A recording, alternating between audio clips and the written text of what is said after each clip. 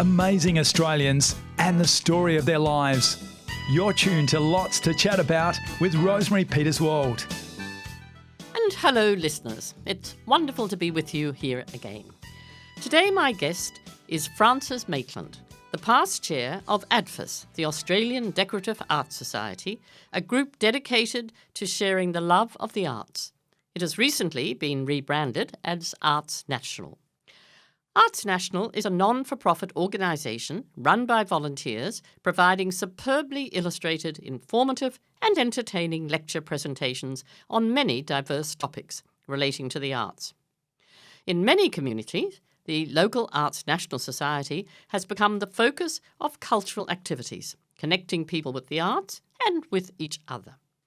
Arts National is proud to be the governing body of 36 Arts National Societies and more than 5,500 members across regional and metropolitan Australia. But Frances is also a very keen ocean swimmer, a lover of music and books. So welcome, Frances. Thank you, Rosemary. It's so nice to be here with you today, and thank you for that introduction. Lovely to have you Beautiful. with us. Yes. Now, you told us that you grew up in Sydney. Is that right? That's right. You worked as a teacher and then as a teacher's librarian. Yes, so tell us a little I bit did. more about that. Well, I lived in Coogee in Sydney, so quite nice. close to the ocean. Yes. And I actually grew up on the beach, diving under waves, but didn't learn to swim properly, which is going to feature perhaps when we talk about swimming. Yes. But I grew up in Sydney and I started teaching, and I asked for a country posting. I had a lot of relatives in the country, and I thought it would be really great to go to the country, and I got St Mary's, which is out near Penrith. All right. And I said, I'd love to go to the country. No, that is country. So I taught for several years there until I got married. And then a couple of years later, they moved me to Abbotsford. And a few years after that, we moved to Brisbane. And here we were, and it was a whole new world up here. And I didn't go back into teaching. I was hoping to have a baby, which I did. Right. And I went to work at the university in the library. Oh, okay. Yeah, and I've always loved books, and Yes. I mean, I wasn't doing anything too interesting there, a bit of cataloguing and so on. So I eventually then, when the children had grown up a little bit, went and did some further study and ended up as a teacher librarian. Oh, how so lovely. combining my Yes, love so of books. what year was that, Frances? How long have you been in Brisbane? I've been in Brisbane since 1980, and the children were born in 81 and 83, and went back and I started teaching at Barden in 1990. Right. And I was there until I retired. Oh, Yes, wonderful. it was wonderful. Yeah, I loved it. So how did you get involved in Arts National? And tell us a little bit more about that as well. Yes, I'm glad you referred to it as Arts National. We're all struggling to get our heads around the correct name. We have rebranded. Yes, a very good friend of mine, Janetta Rochester, was teaching at the same school with me, and she taught art. And she had joined this society, and she said, "You're going to love it. You'll just love it." And I was busy on the day that the lectures were on, so I didn't start until I retired. And I went along to the AGM, and she said to me, "Now you'll be perfect for the committee. You'll go on the committee." Right. And I walked out of the That's right meeting in- as secretary Oh, really? of Brisbane ADFAS, as it was back then. Yes. And that started my involvement, and I loved it first, right from the start. Really interesting group, lovely people, and terrific lecturers. It's look, it sounds wonderful, and some of the lecturers that I've seen that you do have and you've got coming online are incredible. So how do you sort of go about sourcing them and finding people to come and chat, or do people come knocking on your door? Well, a little bit of both. Mostly we source them. We are involved with the society that was called NADFAS in England. It's now called the Arts Society. They rebranded, and we have followed suit. After being chair, I'm now on the committee to organise the lecturers. Right. So I've got a further insight into how we do that. And it starts, 3 years out. We're presently contacting lecturers from overseas for 26. And the Australian ones, that's my area. I look after all the Australian lecturers. Oh, good. And people refer them to us, or we hear them. It can be a slow process because we like to maintain the quality, so Yes. we try and hear them. It's just a really rewarding thing, and we've found very interesting people, sometimes sourced by the societies themselves from people in their local area, and others through galleries. The art galleries have very good speakers, and then we contact them and they'll speak at our societies, and then we put them on what we call the register. Yes. And at present we've got, I call them active because they're the ones that haven't sort of slipped off the radar a little bit. We've got 34 active Australian lecturers, and I've just returned from Sydney where we had a thing I called the marketplace, and I invited some of the lecturers to a dinner we had down there, and they were all given, I said 5 to 6 minutes, but I knew they'd talk for 9 to 10 minutes, and they all talked about their topics that and they gave us a little synopsis. It was terrific. It was really good to hear them speaking and introduce the lectures that they could offer our members. So, and do you have the same lecturers come back time and time again, or do you always have new lecturers? We try and get new ones because some retire, so we're looking for new ones. We're looking for new topics as well. So sometimes we go at it from that angle. Somebody said, we've got nothing on glass making, for example, or fashion, or, we go into all of these different, it's not just art, but it's decorative and fine arts as well. So we've sourced new people. I don't know if you've heard of Claudia Chanshaw. Claudia has been on the Australian version of it's like Antiques Roadshow, but it's called, and she's a wonderful lecturer. So she's been new last year, or perhaps the year before she came on, and she's been a hit. Lee Cable, who is a younger lecturer, has been a hit as well, and he talks about art, and he's an art valuer. So his lectures are very, very interesting. So we have this huge range, there's some wonderful lecturers that we do have. I've just found a new one, and he is talking about photography. Oh, wonderful. So, all different topics, and gardening and all sorts of things, yes. So where do you hold these lectures? In the same place? I mean, I noticed one's coming up in the library. That's right. But various venues, or? No, we have the same venue, and we hold ours on Thursdays at 10 o'clock at the State Library. Right. And Brisbane ADFAS, or Arts National, have a second lecture. They have an evening one as well. So our membership's quite large. There is another group, same Arts National, but they're Brisbane River, and they have theirs on a Friday at the State Library. Wonderful venue, but very expensive. So our membership costs are a little higher than some other societies. I went to Bangalore a little bit last year to their lectures. Oh, lovely place. And they hold it in their beautiful old hall just near the showgrounds there. Right, yes. And I was going down there when I could because it just has a totally different atmosphere. It'll be the same lecturers because they do them in circuits. Oh, okay. So we've got 3 circuits for our 36 societies. So Brisbane and Brisbane River are in the circuit called Cook. So the lecturer will come from overseas. I'm talking to you about the overseas lecturers now, and they'll start down in Melbourne, and then they go Melbourne, Hobart, Launceston, and then up to Gold Coast, Bangalore, which is called Northern Rivers Society, and then Brisbane, Brisbane River, Rocky, Toowoomba, Cairns. I mean, they're all over the place, and most of the lecturers really love it. So that's one circuit. So they get to see a lot of Australia. Oh, well, absolutely. So they, it's wonderful. They get to see the country and you get to listen to them. Yes. Who can go to your lectures? I mean, do you have to be a member, or can you suddenly say, I'd like to go to a lecture and I'm happy to pay over my money? That's a great question because we want people to know that they can come as a guest. We like them to join. If they've been as a guest a couple of times, we suggest that they might like to join because we need a membership base to keep affording the venues and to bring the lecturers in because we pay them a substantial fee. And so, yes, but if you find out about it, if anybody listening would like to come along, if they just Google or look up, and it'll still probably be under ADFAS, but Arts National, look for the society here in Brisbane, or if they're on the Sunshine Coast at Noosa or anywhere somewhere out of Brisbane, they could just contact the society and say, I'd love to come as a guest. And is that expensive? It depends on the society, as I said, because of venue costs. I know in Brisbane, the cost to be a guest now is $40. It varies anywhere between 30. I think 30 and 40 is the standard guest fee. Right. And so to be it's a member? Quite affordable. To be a member, again, it alters depending on the costs for the society. But in Brisbane here, we pay $220, and that's for 8 lectures. So 6 of those lectures will be from overseas, and 2 are sourced here in Australia. Yes. And the societies choose them themselves. They don't get to choose the 6 from overseas, but the Right. Australians, they get to choose them. And so it gives them a little bit of control over which topics they have and Yes. which lecturer they have. So this is why I sort of did this idea of marketplace. I've got them all to video themselves. Oh, what a good idea. Some of them Yes. were terrified.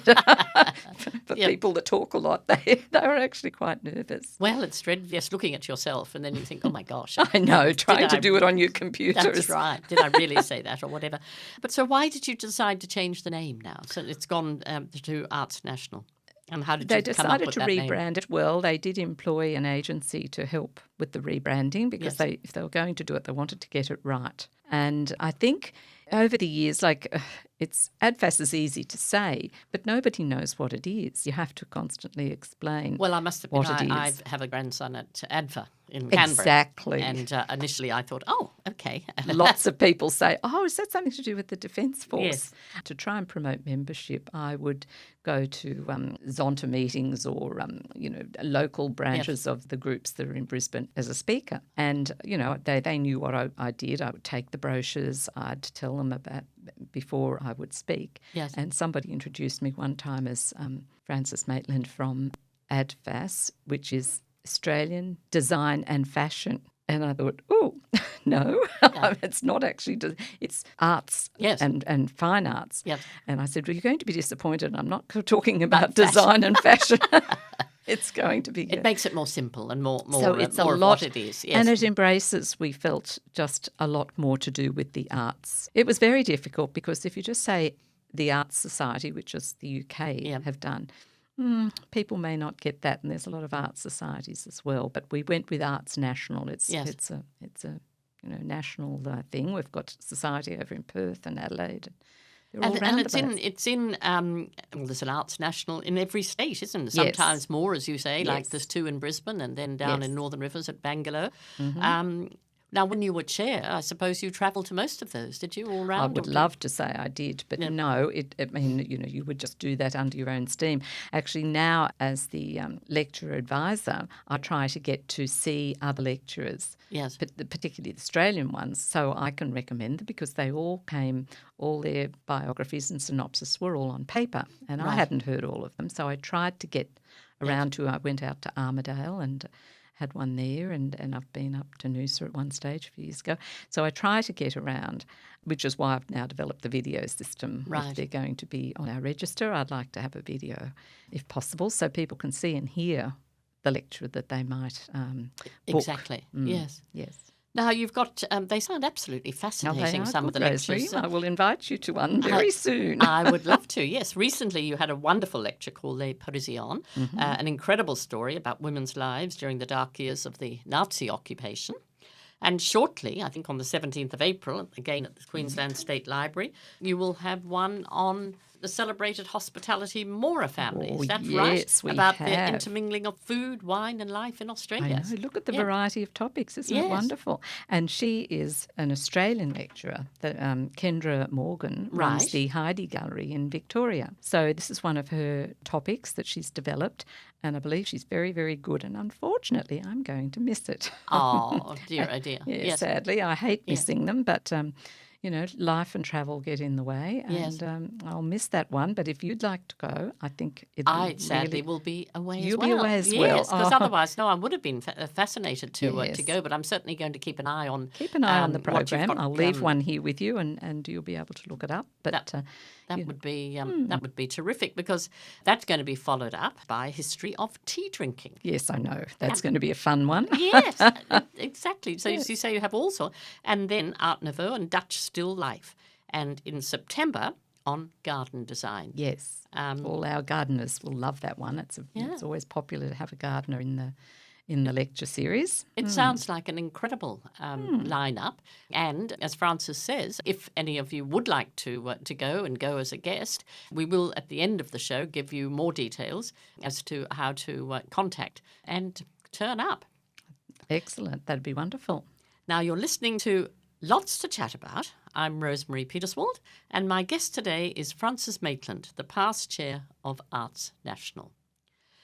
Now, in the changing world that we live in, which it is, isn't it, incredibly changing, it's wonderful to have something like the arts to fall back on, isn't it, and to lose yourself in. I think that's very right. Particularly, it was noticed during COVID. People really missed it. They missed the connection with the arts. They missed the connection with like-minded people who like to go to things in the arts. So it brought it home to everybody that we need these things in our lives. We need artistic. Escape. We need an escape, yes. Exactly. So there's all sorts of things. Yes.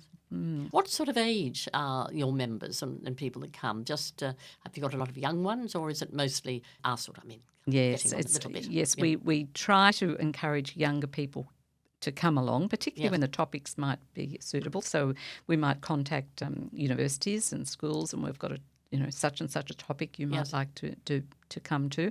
But we do find that the regular people who come, and I know from when I was bringing up the family, you're just so busy and there's a lot to fit in. But that's not saying younger people don't come and that they don't want to come. We have an evening meeting. A lot of societies have theirs in the day, but a lot also have them at night to cater for that. You find the regional areas, you get a bigger cross-section of people. Here in Brisbane, we tend to have a similar demographic of people who are approaching or are retired, but anywhere 50s and upwards. Yes. Wonderful. Yes, which is really lovely. Now, music's a great love of yours. And Paul, we talked about music, haven't we, a few times before? Yes. And how important it is, particularly for people that are sight impaired. Is that right? Yes, that's right, Rosemary. Well, certainly, as our listeners would know, when I interviewed Paul, and we've chatted since, of course, that he plays a number of instruments, and it's a very important part of his life and other people that are sight impaired.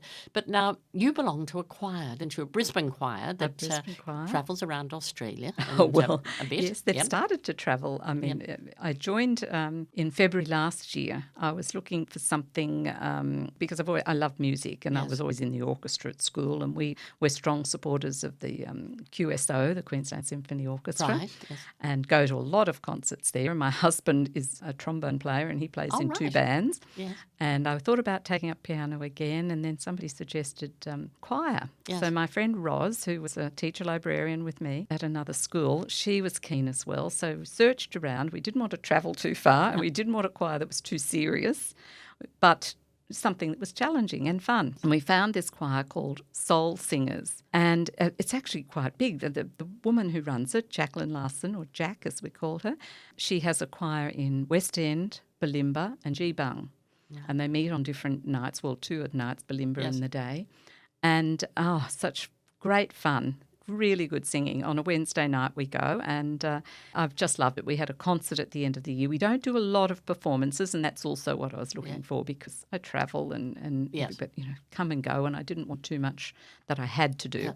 Yeah. But we had a wonderful concert in October last year, and this year she was very excited at the beginning. She said, the end of last year, I have got us a gig at the Adelaide Festival. Oh, right. Who's interested in coming? And I was... You might be like that Welsh choir that became so famous. Well, watch this space, because she's now getting us, hopefully, one at Edinburgh next year. Right. For the festival there. Oh. And they also go to the Choir of Voices in Tasmania. Yes. So I've said, yes, I'd be in Adelaide, because I go there anyway, because I always go to the Writers' Festival. And so I was going, and Ros came along, and all our new friends from the choir. It's a very positive place. Well, for this concert, the music was a little bit different. She wanted something that would people could join in and make it a little bit interactive. So she did she's so clever, Jack.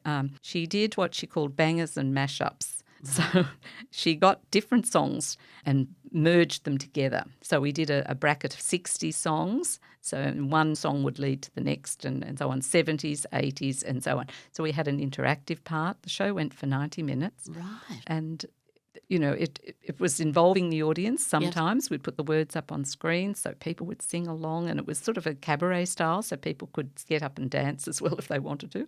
I love it. It was just so much fun. And can people join this choir? Oh, yes. And actually that concert's being repeated here in Brisbane in about 3 weeks, and it'll be a lot of fun. But There's no auditioning for the choir. Well, I couldn't join. I can't sing. But, a lot of people say they can't sing, but she always says, our director says, everybody can sing. It's something you can practice, and some people might sing a little bit off the note. No, not really. Yes. You can come along, try it out. See what you think. It's just good fun. Yes. Yeah. Well, that's the main thing, isn't it? Having people fun. People are there with all their troubles and everything these days, and you just sing, and it's fun. And we've got a lot of men as well as women. It's not just a women's choir. So we've got, our sopranos, altos, tenors and basses, and it's a nice mix. And everyone goes to the pub for a drink afterwards, which is always lovely. A bit of fun. And it's also healing. I have a great friend. I lived in Tasmania for many, many years. And after the Port Arthur massacre, which was so tragic, I lived on the Tasman Peninsula. And this friend of mine belongs to the choir down there. And she said to me, how healing it was for people to be able to go and be there as a group and to sing and to, just brought them all together and whatever. Yes. Oh, I understand that perfectly. Perfectly. Yes. We finish each choir night with what Jack calls the parade, and you're asked to share something from your life if you want to. Right. And then she's written this little song where everybody gets up and we celebrate what's gone on in people's lives that week. Yes. And it's so positive. It's just lovely. People say, it's my anniversary or my son's just finished school or whatever. Yes. And we all celebrate other people's achievements. And the comradeship is just wonderful. Lovely. They're a lovely group of people and we have a lot of fun. Which brings me, talking of fun, brings me to my next question. Tell me about your swimming, because you are a very enthusiastic swimmer. Is it called wild swimming that you do, or is it a different thing? But it's in the ocean. It's mostly in the ocean. I'm not sure it's too wild, or I might not participate. My husband loves swimming, and my boys were both swimmers at school, and one went on to play professionally water polo in Spain. So, swimming's in the background. And I love the water, but I didn't ever learn to swim heads down in a pool or in the ocean. Yes. I just frolicked and surfed a bit. But when I was retiring, I thought I'm going to do something different, and Steve wanted to go on swim trek. He'd heard about this thing overseas where you could go on swims overseas, and next minute, I'm going to learn to swim, I said. So off I went and had lessons at the local pool. I went to Ithaca because it's only 25 metres, the Ithaca pool in Paddington. And now I swim at Centenary Pool. And I'm glad you said enthusiastic, because I'm enthusiastic. I'm not necessarily fast. I'm a slow and steady, and I can keep going swimmer. But you've swum in all sorts of different places, like Sardinia, Montenegro, Galapagos and Croatia and Turkey. Yes. So is that all going with the group? Yes, they're called Swim Trek. Yes. And it's actually run by an Australian, he was born in Australia. He now lives in Brighton in England. Yes. And he started this because he was a keen swimmer and leads groups all over the world, these wonderful, friendly holidays where you can go and swim, and you don't have to be a good swimmer, believe me. But how long do you sort of swim for? I mean, what lengths are you swimming? Oh, well, anywhere between 2 and 3 kilometres in the morning or longer. Yeah. And then you'd stop for lunch somewhere on a lovely island. And what do you swim out to the island? Oh, well, you'd swim from a boat and you swim along coastlines, like in all of those places you mentioned. Yes. The guides find water that's calm and not too much wind. Yeah. And we swim just along the coast. And I was very fortunate. The first one we did was in Sardinia, and I could barely swim a kilometre. And I was very, very nervous and went along, and everyone was, the first night you introduce yourself to the other swimmers, and there's 15, and everyone's saying, oh, I swim here and I do masters swimming and yes. And I'm thinking, oh my goodness, I can barely swim a kilometre. We had the loveliest guide, Francesco, from Italy. And he said, you will be fine. He called me Francesco. You will be fine. You can swim. You stay with me in the rubber ducky boat and get it when you're ready. Yes. And he encouraged me all week. And then by the end of the week, and I'd put my fins on, and there's nothing wrong with swimming with fins or flippers or whatever people call them.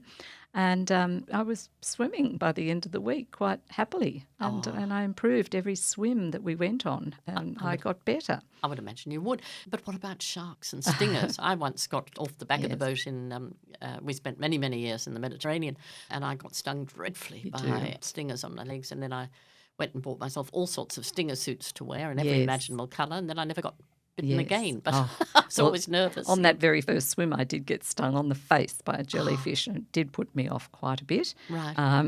But so sometimes, but the guides are great. If they see, a Yes. school of jellyfish or something that might sting Or a us. shark.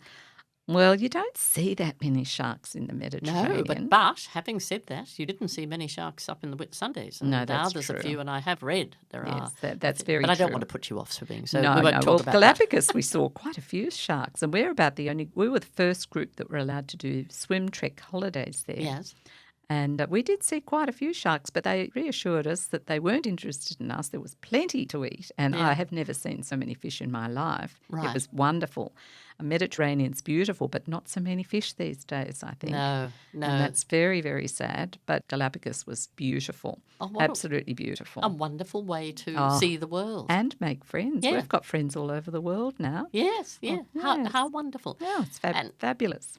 You're a grandmother and I you am. have 3 grandsons. Mm-hmm. Have you managed to interest them in the arts or swimming or singing or what ages are they, Frances? Ollie is 4, almost 5. Yes. Leo is 3, and he'll be turning 4 in about a week. Right. And Albie is 17 months. Oh, they're a little bit young. They're a too, little bit. Oh yes, but Yes. I'm singing to them all the time, and Oh. Leo particularly loves to sing. He Right. really loves to sing. Ollie's more of a sports crazy person, and they all like to swim. They're all swimming, and That's which terrific. is wonderful, absolutely Yeah. wonderful. But Leo, they all love books too, which is I'm so thrilled about. I read to them such Yes. a lot. And I took Leo to, we go to the local Ashgrove Library, and I took him up to my school just last week to see the library where I used to work. And then he happened to see on Bluey the episode on libraries. Oh, right. And he made his own little library at home, which was wonderful with the little returns thing, and then where you borrow the books, scan Yes. them across. Oh, I was so excited because he Yes. just loves the library. Well, I think it's wonderful. I've got our granddaughter is one of our. I've got 4 grandsons, but lovely Eleanor, who's 20, lucky you. and she, I notice now, has gone back to not gone back to, but she always has. She just loves reading books, and the boys are loving reading books as well. There was a stage one time when we thought Kindle came along and whatever, and books would disappear. But it's lovely to see the young ones holding a book in their hand. So now tell me. Certainly is. What's the future today or this year for Arts National and Frances? It's a busy year coming up, I would imagine. Yes, I think they're all a little bit busy. But yes, I've just had the Arts National Council meetings in Sydney, Yeah. and where we had this marketplace dinner, and I got lecturers along to speak to everybody. So I'm busy now because they're booking the Australian lecturers for next year, and we're looking at the speakers for 26 Yes. as well. So it's going to be, a usual busy year, but I love this. I said I've got the best job on this national committee because I can do it from my laptop and at home. So even when we travelled last year for 9 weeks, Yes. I was able to still, contact the lecturers, contact the societies. It was great. It So- was really good. That's terrific. But now, talking of contact, Mm-hmm. say somebody does want to come to one of your lectures. Have you got the web page there that people can Yes. contact you on? Yes, they can go to, it's changed over on the webpage and it's artsnational.org. If you still looked up ADFAS, ADFAS, you'll find it under that still. Brisbane, still ADFAS because they had started their program printing before the name change was adopted. But if you look up Arts National, Arts National, yes. .org, and there it's the home page, and from there it says find a society. So you can go in and look to wherever you live and see what the nearest society is for Wonderful. you, and then you click on that and that'll list all the lectures for the rest of the year. Lovely, lovely. Well, sadly, we are running out of time. So, Frances Maitland, past chair of Arts National, thank you so much for joining us today and giving us an insight into your life and the workings of Arts National, and also about your swimming, music, and books. And thank you to Marina Marangos for suggesting that you come along and chat to us. And thank you, Paul, for producing. Yes, thank you. Thank you so much, Rosemary, for having me, and for Marina. And I met Marina through our lovely Arts National group. Oh, Yes, wonderful. that's how we met. So thank you very much for having me today, and to Paul for producing. It's been really interesting. Thank you so much. It's fun. Thank Yes, you. Thank you. great friends and great chats. That was another Lots to Chat About with Rosemary Peterswald. Stay tuned next week for another amazing chat.